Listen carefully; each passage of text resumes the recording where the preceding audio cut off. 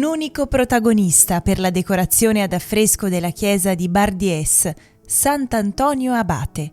Il santo protettore degli animali domestici era molto pregato in zone la cui semplice economia si basava sull'allevamento da cortile.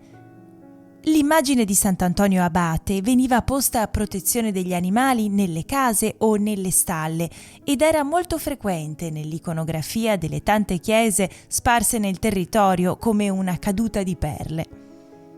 La chiesa di Bardiès ha riservato a Sant'Antonio Abate la totalità dello spazio decorativo. Le pareti affrescate narrano tutta la vita del santo entro riquadri che diventano capitoli di un unico filo narrativo.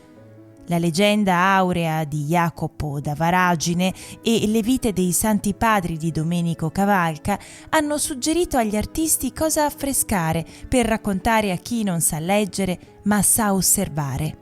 18 riquadri da seguire in senso orario partendo dalla parete destra. Antonio decide di seguire la chiamata di Dio e di lasciare ai bisognosi tutti i beni dei suoi ricchi genitori defunti.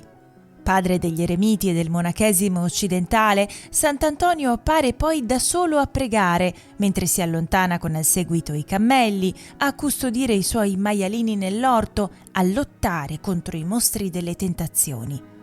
Tenace nella fede, lotta contro le eresie. Con le sue mani dimostra la verità della doppia natura di Cristo e il mistero della Trinità a un gruppo di sapienti. Muore di oltre 100 anni.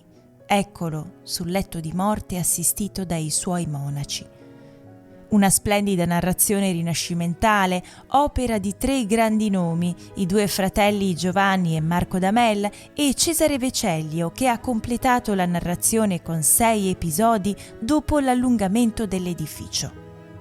Un altro sguardo a Sant'Antonio Abate dalla lunga barba bianca con il bastone a tau e il tipico campanellino, prima di congedarci da questa splendida chiesa.